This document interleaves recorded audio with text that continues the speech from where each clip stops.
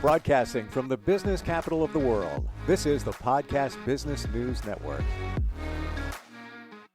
It's interesting and also for me gratifying that many of us are looking at different ways to help us move our lives forward, help us heal from things that have happened in the past. And Western medicine has its place, but it isn't the end all for all of this.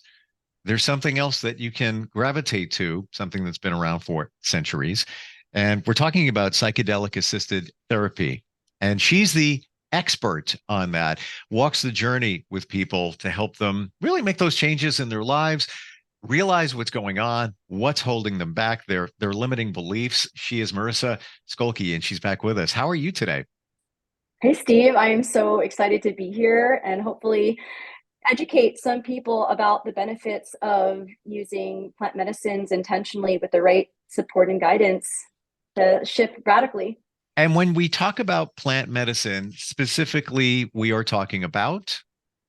Well, it can be any different type of entheogen, which means the divine within, and that would be like mushrooms, LSD, DMT, ayahuasca, things like that, or empathogens, which would be MDMA or MDA, which is sassafras, like a heart-opening medicine, or huachuma, another heart-opening medicine. There's various different types of plant medicines. There's also hape, which is a ceremonial tobacco snuff that's used by indigenous tribes to clear viruses and connect with the divine. And so there's various intentions and ways to use these medicines used by all sorts of indigenous tribes for many, many, many eons. So yeah, using it with intention, of course, and with guidance is the key to maximizing the potential of these medicines. Guidance is key. And I'm going to share with you, last time we got together, I don't know if the universe was speaking, but a number of people that I was connected to last week brought this up. And one in particular, a friend of mine, he is a doctor. He also calls himself a scientist. He's a super cool guy, not like a super nerdy kind of scientist. He's just open, but very strategic and very careful in his life and what he does. Very healthy. And he told me about microdosing mushrooms. And he did that with somebody that he's connected to in the medical field that walked him along the journey. And best description, he said, I had so much clarity.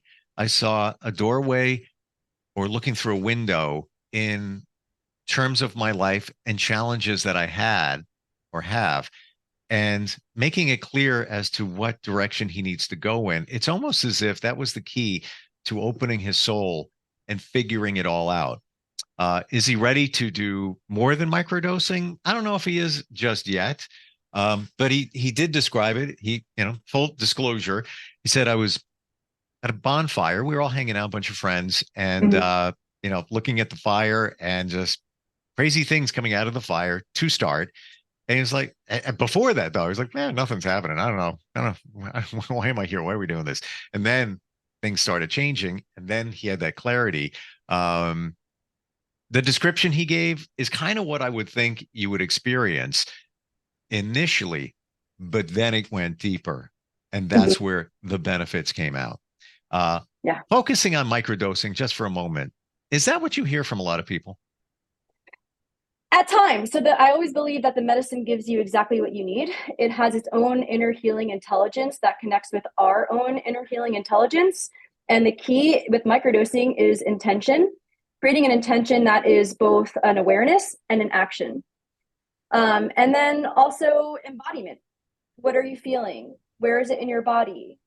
It's asking the question, what am I feeling, versus intellectualizing, why is it that I feel the way that I do?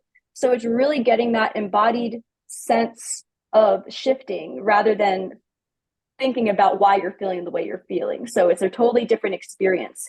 It's a type of experiential medicine. So some common benefits of microdosing psilocybin in particular is deep healing through emotional release. So it's easier to access your emotions. You have more spaciousness between your responses to things. You feel a softening of your protective mechanisms.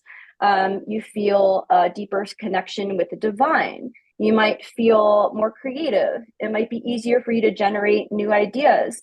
So it creates this sense of neuroplasticity to change your patterns and step into more of this self energy, this feeling of calm, grounded, clarity, connected, playful, curious.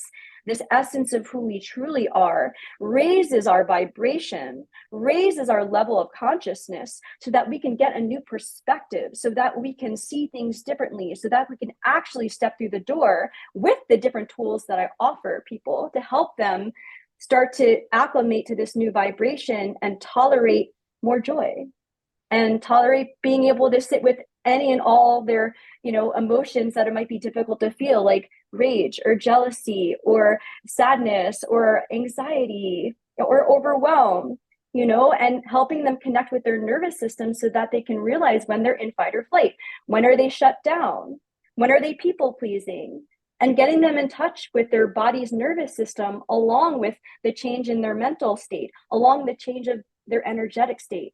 Are you protecting your energy field when you go out, or are you leaking energy? So there's mind, body, and spirit when it comes to supporting someone through these massive changes, because without the right support, you can even become more dysregulated and more out of touch or more disconnected. But with the proper support and intention, it can be absolutely life-changing. And you can really start to step outside of who you thought you were and practice being a different person. And it's easier for you to make new changes. And it's these small incremental changes over time, like just walking up the mountain one step at a time, that lead to big shifts. So a big part of my microdosing program is journaling. So you get a microdose journal. You get access to my group support. You get access to bi-weekly support group calls in the community. You get like a 20-page packet on how to maximize your experience and different somatic tools and emotional release techniques you might need. You get access to my weekly playlist. So I'm also a musician and a DJ, and I create weekly playlists for my clients to move to and dance through, that they can move through any emotion that they're feeling. Not with the purpose of getting rid of the feeling, but with growing your tolerance for being with the feeling so that you can hold more space for yourself, so that you can show up being more present for others, right? I was unaware that you had all those tools available, and also that you were a DJ musician. And even that aspect in itself is so impactful. I went on a retreat a couple of weeks ago, 7-hour flight. I've never done this in my life. I was just, all right, I'm going to sign up for it. I'm a researcher. I check things out on the plane. It was impactful, learned a lot of great relationships with people, and I still have them, and I met people from around the world. But I got on the plane and most people like, oh my God, I'm 7 hours on a plane. What am I going to do? I'm like, thank you for this time and this peace to be by myself on the plane. I put the noise canceling headphones on, didn't even hear the engine of the plane. Mm-hmm. And I had so many playlists of songs that I wanted to listen to that mean something to me. And I was, popping through the playlist and everything. And I'm getting to a point here to illustrate what you do. And it was all good. Songs I haven't heard in a while. Could be folk songs, could be like kind of chill songs and stuff. It was good, but I found myself a little restless. And then I put on a playlist of 528 hertz, which is the frequency of love. And I even had it low. I just barely could hear it. Whoa, best time ever. And I just went into a zone, just like, this is good. This is good. And that demonstrates what this type of music and frequencies do. I knew somebody on the plane. I was texting him. I was like, hey, here's the playlist on Spotify. You got to check this out. And he's kind of spiritual, so he was open to it. But just that one aspect in terms of the tools that you offer, and of course the journaling and everything. Can we, Marisa, walk through the journey? Now, you don't offer the substances, if you will. That's not what you do. You offer the support. So, yes. So if I'm in another, like if I go to Costa Rica and I can, or I go into a state like Colorado and I can go and sit for somebody and record everything that they're going through and help them integrate it. But, because of the legality of some of these plant medicines, I have to be, careful about where I'm doing that specific work. But I do the integration and the preparation for those experiences. Let's do that. That's where that's where I'm going with this. Hello, Marisa. I've heard about the, psychedelics and assisted therapy, and I you're the one. I don't know anybody that does what you do the way you do what you do. Can you help me with what I'm supposed to use and where I might be able to get it? That's number one. And then I want you to walk me through the journey. What are we going to do here? I'm starting with microdosing, baby steps. What happens when you work with somebody? Yeah, well, first, we are very much like goal focused. Like, how do you want to feel? What is the feeling place of what it's going to be like when you feel more connected to yourself? I work with a lot of people that are really burnt out in their lives, burnt out in their careers, feeling depressed, feeling anxious, just overwhelmed. And I think that's just a testament of like our society and just the running around the hamster wheel.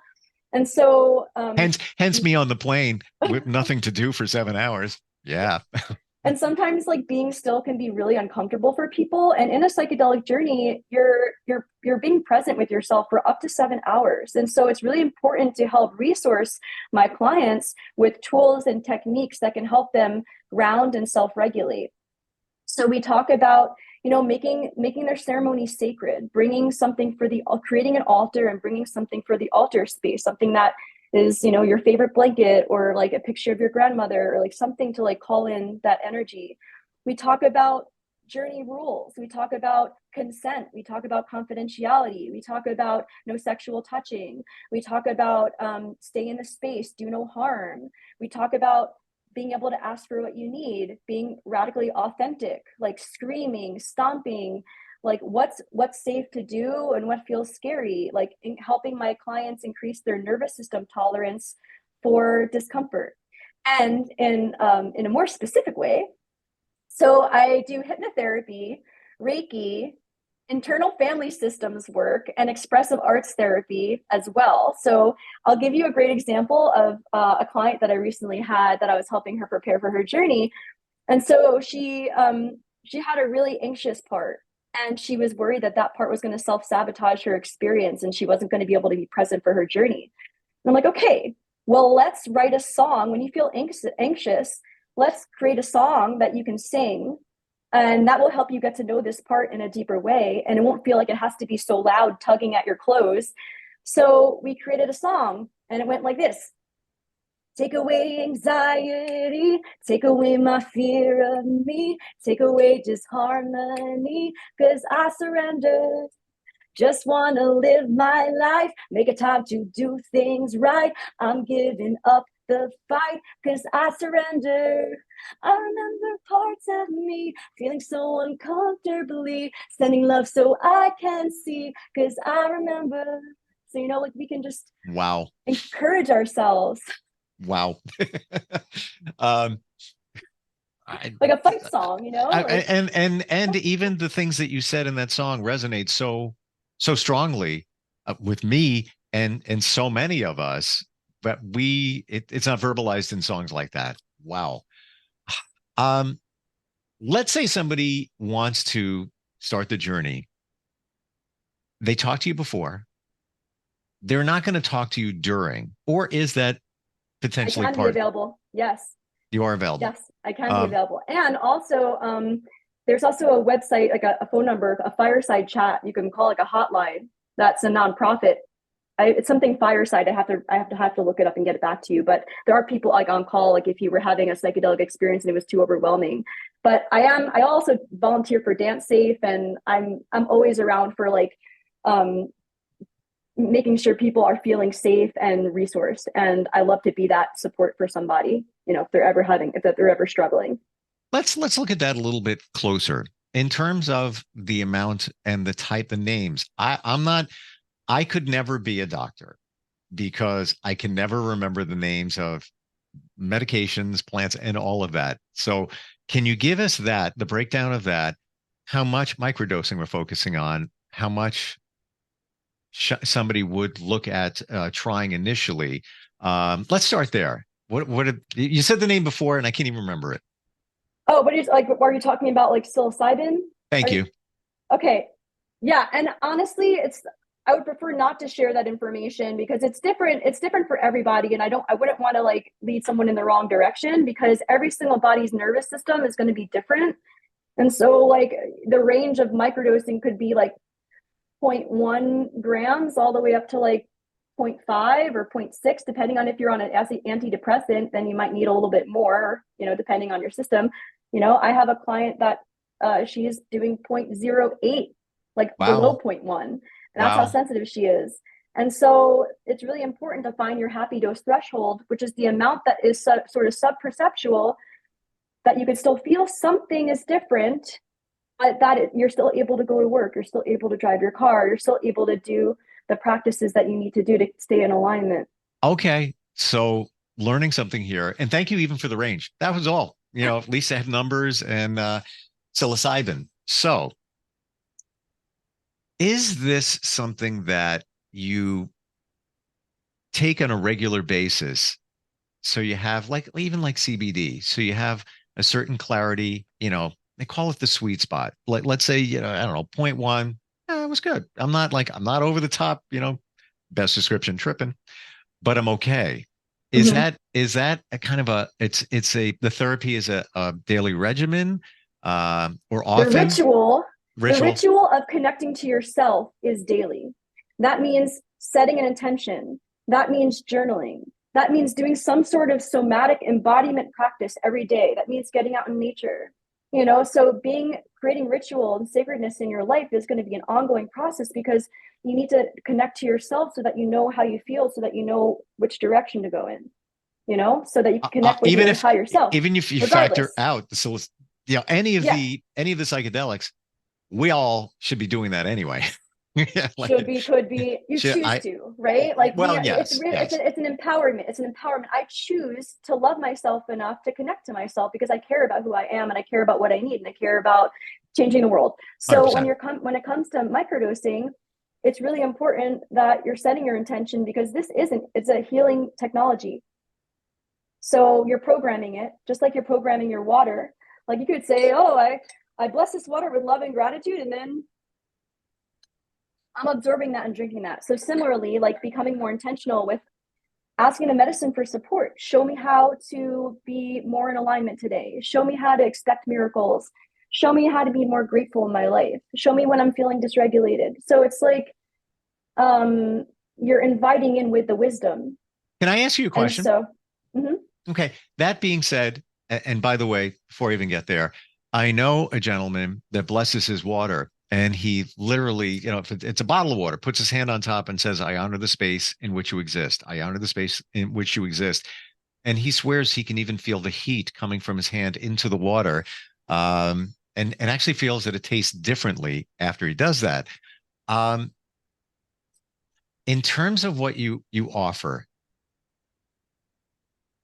how do we get outside of our head? So many people can't get to this point, or Mhm. they write it off. Listen, I'll be honest. This morning, I wrote in my gratitude journal 3 things. That's it. Do it daily. I said to my daughter, "Please start keeping a gratitude journal." She, no, I've heard this before. I'm like, it'll make a difference. Just do it. Do it. How do you get outside your head? When you're just I love thinking that too deep question. about it. Yeah. So many people struggle with that. So something you could do is get into your body because you're not going to figure it out with your head. You're good. It's the body is the way through.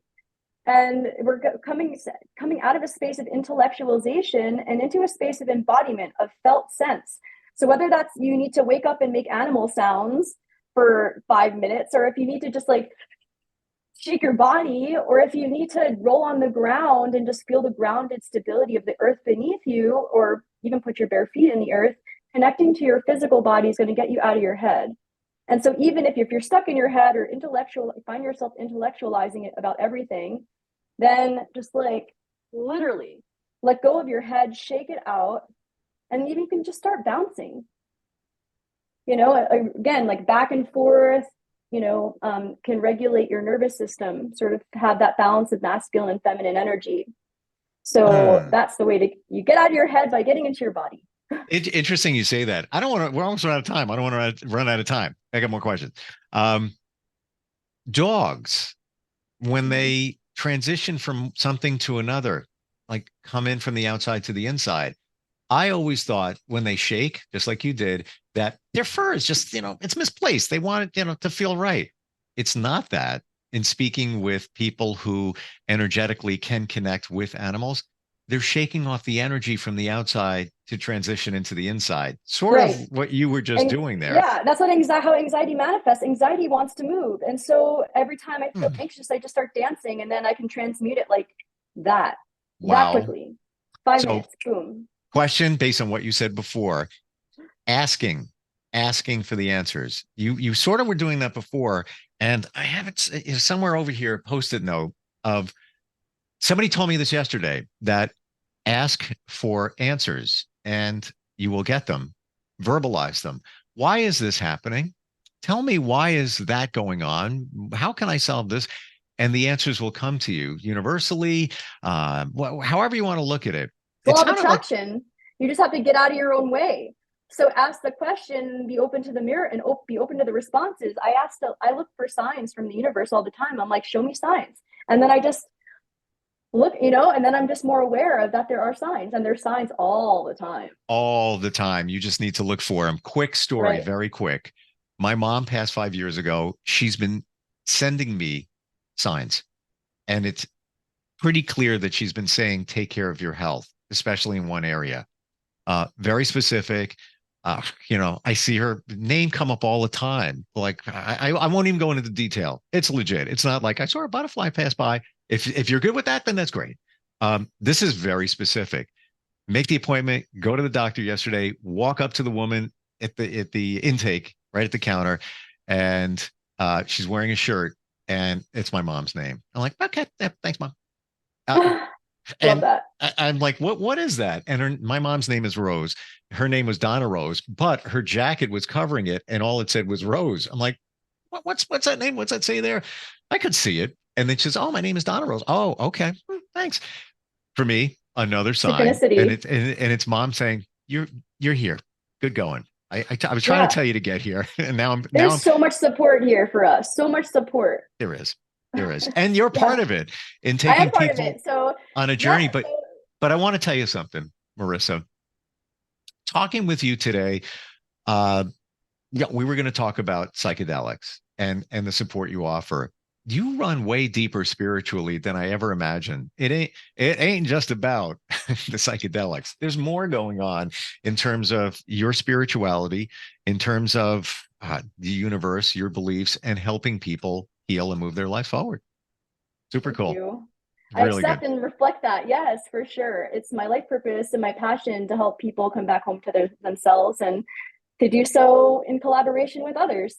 So if anyone wants to book a free 45-minute discovery call with me, they can do so on my website, which is www.marisaskolky, MarissaSkolky.com. And I also offer bi-weekly group calls on Monday nights from 6 to 7:30 over Zoom, and that's Eastern time. And you could also sign up for those on my website as well. So that's fantastic. Yeah, a lot of support. And your website is called, or your business, Beyond Limits Expressive Arts Therapy. And now I get why. Mm-hmm. We have no limits. We go beyond them, whether it's psychedelics or not. And you may not be a therapist, but you're offering therapy, helping. Well, I'm a hypnotherapist. Well, you're a hypnotherapist. Thank you very much. And that's a whole other topic we could talk about. And I'm the hypnotherapy cheerleader. It's talk about getting in your head and trying to figure things out. That's one way. Thank you for today. Fantastic. Really was. Thank you so much, Steve. Pleasure to be here. Yep. We'll talk soon. Okay. Thank you.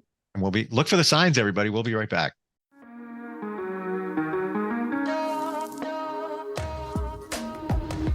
Broadcasting from the business capital of the world, this is the Podcast Business News Network.